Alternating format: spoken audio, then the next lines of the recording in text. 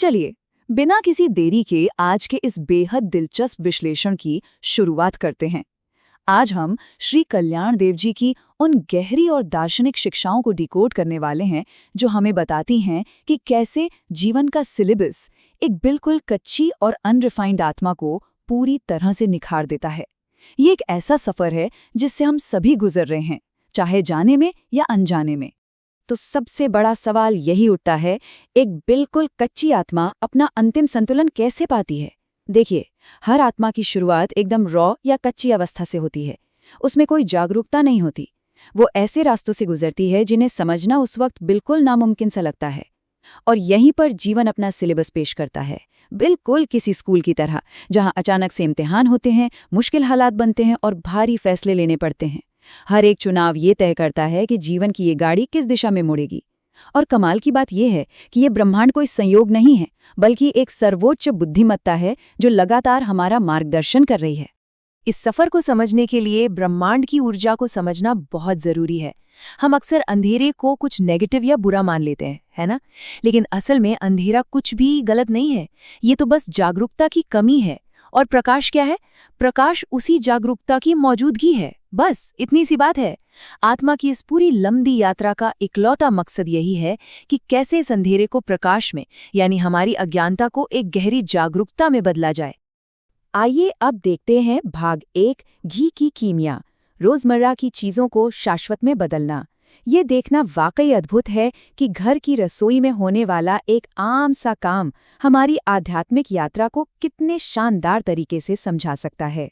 जरा शुद्ध देसी घी बनाने की प्रक्रिया के बारे में सोचिए। ये कोई एक पल में होने वाला जादू तो है नहीं।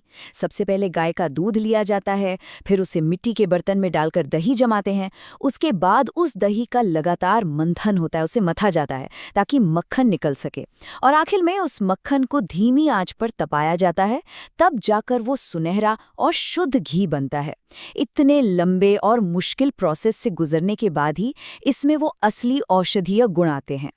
अब यहाँ जो बात सबसे ज्यादा हैरान करने वाली है वो ये कि घी बनाने का ये पूरा प्रोसेस हमारे जीवन के सफर से हूबहू मेल खाता है। घी बनाने के लिए जो मंथन, गर्मी और उसे ठंडा होने देने की प्रक्रिया है ना, उसे आत्मा के सफर से जोड़कर देखिए। जिंदगी में जो लगातार चुनौतियां आती हैं, वो असल में यही मंथन है। जो दबाव हम महसूस करते हैं वह वही आंच है जो हमारी अशुद्धियों को जलाकर राख कर देती है। और इन सब के बाद जो एक गहरी शांति और जागरूकता आती है, वो उसकी कूलिंग है। एकदम सटीक उदाहरण है ना? अब आते हैं भाग 2 पर, गुरु का मार्गदर्शन, जो सिर्फ सिखाते नहीं बल्कि सक्रिय रूप से निखारते हैं। इस पूरी यात्रा में गुरु कोई अलग इकाई नहीं है, बल्कि उसी सर्वोच्च ब्रह्मांडीय बुद्धि का एक बहुत ही सक्रिय हिस्सा है, जो कदम कदम पर साथ चलते हैं। गुरु का काम कितनी बारीकी से होता है, जरा इसे समझते हैं। वे हर आत्मा को फिल्टर करते हैं, उन्हें सही जगह रखते हैं। वे बिल्कुल सटीक मात्रा में गर्मी यानी दबाव डालते हैं और ठीक सही समय पर ठंडक यानी आराम भी देते हैं। और सबसे अहम बात, गुरु हमेशा उस तरफ ढकेलते हैं जिसकी आत्मा को जरूरत है, उस तरफ नहीं जो मन चाहता है। क्योंकि असली विकास अक्सर वो नहीं होता जो मांगा जा रहा हो, बल्कि वो होता है जो हमारे आध्यात्मिक सफर के लिए सबसे ज्यादा जरूरी है। तो चलिए, रसोई के इस बेहतरीन उदाहरण से बाहर निकलते हैं और एक और शानदार कॉन्सेप्ट की तरफ बढ़ते हैं। भाग 3, जीवन की लॉन्ड्री, पुराने पैटर्न्स को मिटाना।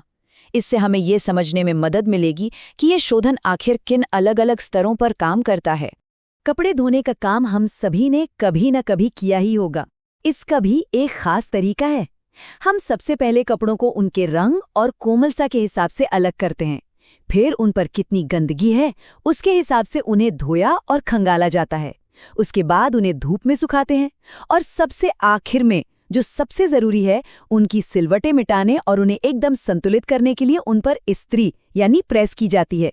हर कपड़े पर अलग तरह की गंदगी होती है, इसलिए सबको एक ही डंडे से नहीं हाँका जा सकता। हमारी आत्माओं के साथ भी बिल्कुल 100% यही होता है। कुछ कपड़ों की तरह कुछ आत्माओं पर इतने गहरे दाग होते हैं कि उन्हें हटाने के लिए बहुत तेज स्क्रबिंग और एकदम गर्म प्रेस की जरूरत पड़ती है, जबकि दूसरी तरफ कुछ आत्माओं को बस एक बहुत ही हल्की और कोमल देखभाल की जरूरत होती है ताकि उन पर जमी पुरानी परतें आसानी से घुल सके। यही तो वजह है कि हम में से हर किसी के जीवन का संघर्ष और अनुभव एक दूसरे से बिल्कुल अलग होता है।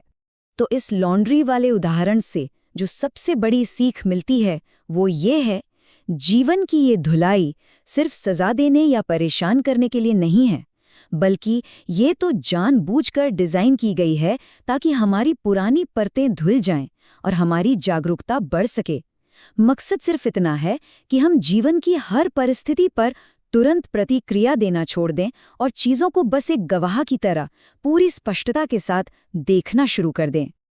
अब सवाल ये है कि जिंदगी का ये सारा कठिन मंथन, ये सारी धुलाई हमें आखिर लेकर कहाँ जाती है? ये हमें ले जाती है हमारी आखिरी मंजिल तक।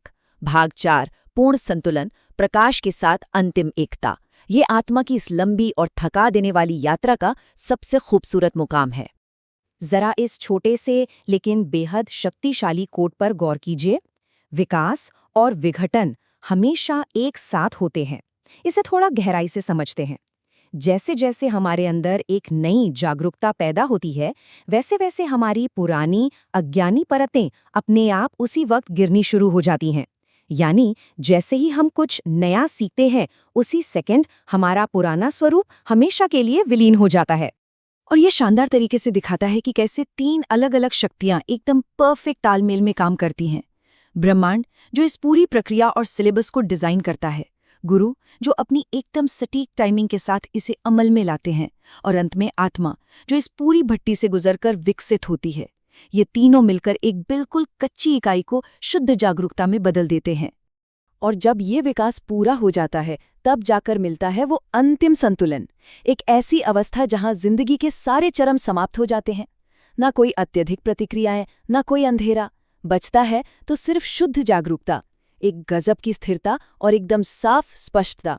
बिल्कुल उस नए धुले और प्रेस किए हुए कपड़े की तरह आत्मा अब पूरी तरह से निखर चुकी है और उस परम प्रकाश के साथ एक होने के लिए पूरी तरह तैयार है। तो चलिए आज की इस गहरी चर्चा को एक बहुत ही दिलचस्प सवाल के साथ खत्म करते हैं। जरा सोचिए, अगर ये ब्रह्मांड हमारी जिंदगी के दबावों का इस्तेमाल ठीक उसी गर्मी की तरह कर रहा है जो हमारे व्यक्तिगत शोधन के लिए जरूरी है, तो क्या आज की चुनौतियों को देखने का नजरिया नहीं बदल जाना चाहिए? क्या ये मुश्किलें वाकई में कोई रुकावट है, या फिर हमारे अंतिम विकास के लिए बहुत ही सावधानी से डिजाइन किए गए जरूरी कदम? इस पर जरूर विचार कीजिएगा। आज के लिए बस इतना ही। उम्मीद है इस विश्लेषण से जीवन के सफर को देखने का एक बिल्कुल नया और साफ नजरिया मिला होगा।